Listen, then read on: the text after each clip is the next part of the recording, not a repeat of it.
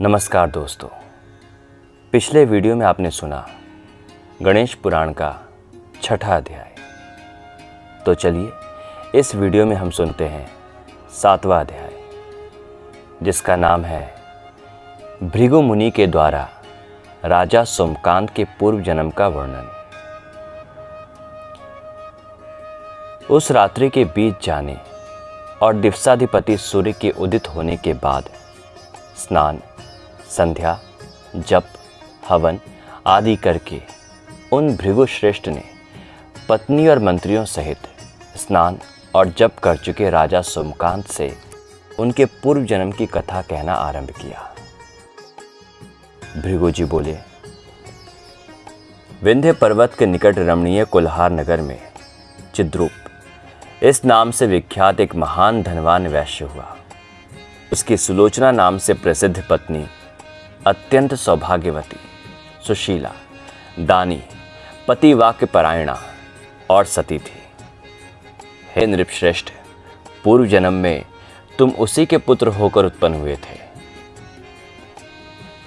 ब्राह्मणों के कथा अनुसार उन दोनों ने तुम्हारा कामंद ये नाम रखा। माता पिता के वृद्धावस्था में तुम्हारा जन्म हुआ था और तुम उनके एकमात्र पुत्र थे।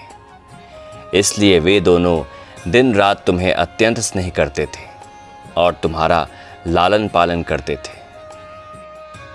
उन दोनों ने हिरणी जैसे नेत्रों वाली, सुकुमार अंगों वाली और कुटुंबिनी नाम से प्रसिद्ध तुम्हारा पर्याप्त धन खर्च कर कौतुक और मांगलिक उत्सव पूर्वक विवाह किया। तुम्हारी पत्नी ब्राह्मणों, देवताओं और अतिथियों का सत्कार करने में प्रेम रखने वाली और तुम में ही अनुरक्त चित्त वाली थी। समस्त स्त्रियों में रत्न स्वरूपा वो अत्यंत सुंदरी थी। 5 बाण धारण करने वाली कामदेव की पत्नी रति की भांति सुंदर उस 7 पुत्रों और 5 पुत्रियों वाली कुटुंबनी ने अपने नाम को सार्थक किया था। तदनंतर बहुत समय बाद तुम्हारे पिता पंच तत्वों में विलीन हो गए और तुम्हारी साध्वी माता भी उन्हीं के साथ दग्ध होकर स्वर्ग को चली गई। तब तुमने अपनी मित्र मंडली के साथ मौज मस्ती में बहुत सा धन नष्ट कर दिया। उनके द्वारा कुछ धन उठा ले जाया गया, कुछ नष्ट कर दिया गया और कुछ खाने पीने में समाप्त हो गया। इस प्रकार संपूर्ण धन विनाश को प्राप्त हो गया। चिंतित होकर तुम्हारी धर्म पत्नी ने तुम्हें बहुत रोका, किंतु तुमने उसकी बात नहीं मानी और घर भी बेच दिया। कुल के लिए कंटक के समान तुम्हें छोड़कर वो अपने बच्चों के पालन पोषण के लिए तुम्हारी आज्ञा लेकर बच्चों के साथ पिता के घर चली गई। तदनंतर तुम दुराचारी हो गए, मदिरा पान करके उन्मत्त हो जाते और पागल हाथी की भांति नगर में अत्याचार करते। तुम दूसरे का द्रव्य हरण करते, पर नारियों से व्याभिचार करते, गांव में चोरी करते और लोगों को संताप दिया करते थे। तुम द्यूत क्रीड़ा में निपुण, मूर्तिमान पाप समूह, हिंसा प्रिय तथा बलहीन होते हुए भी अपने को शूरवीर मानने वाले थे। जो लोग तुम्हारे सुख के साथी थे और तुम्हारे द्वारा तृप्त किए गए थे, उनसे बहुत सा धन लेकर तुम खा गए। तुम्हारे पिता ने धरोहर के रूप में अपने मित्रों के यहाँ जो कुछ रखा था उसे भी लेकर तुम खा गए। तुमने अनेक बार झूठी कस्में खाई, अनेक बार स्त्रियों से झूठ बोले और झूठे प्रमाण दिए। इसलिए सभी लोग तुमसे वैसे ही भयभीत रहते थे जैसे घर में घुसे हुए अत्यंत विषैले सांप से। इस प्रकार जब तुम लोगों के लिए पायस में पड़े हुए कंटीले गोखुर की भांति हो गए, तब इसी कारण से लोगों ने राजा की अनुमति लेकर तुम्हें नगर से निकलवा दिया। वन में रहते हुए तुम नित्य बहुत से प्राणियों की हत्या करते थे।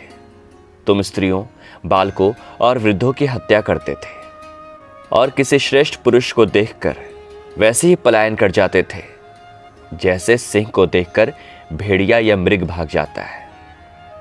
तुमने मछलियों, बगुलों, सारस, मुर्गों, भेड़ियों, हिरणों, बंदरों, कोयल, गेंडों, खरगोशों और घड़ियालों को निष्प्रयोजन मारकर उन्हें खाकर पापपूर्ण आचरण से ही अपने शरीर का पोषण किया।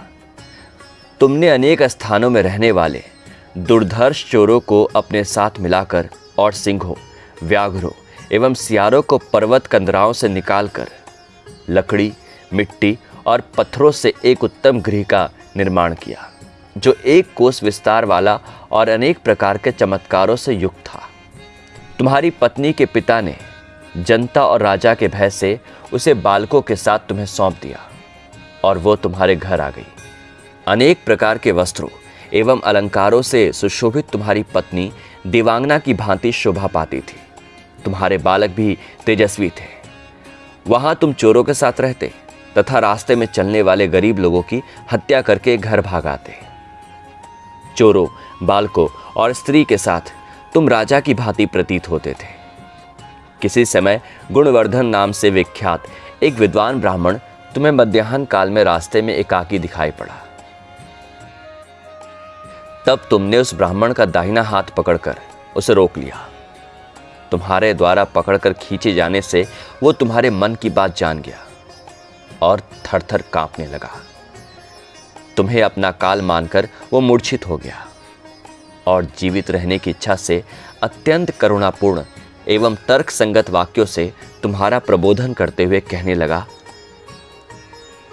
मैं ब्राह्मण हूं, नवविवाहित का पति हूं, शांत स्वभाव वाला हूं और निरपराध हूं।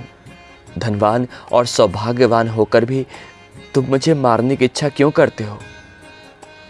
दुर्बुद्धिपूर्ण वासना का त्याग करके तुम अपनी बुद्धि को सधर्म में लगाओ। मेरी पहली पत्नी परलोक को चली गई, तब मैंने उससे श्रेष्ठ ये दूसरी पत्नी प्राप्त की है। ये सुंदर आचरण वाली, परम उदार, साध्वी और सभी गुणों की खान है।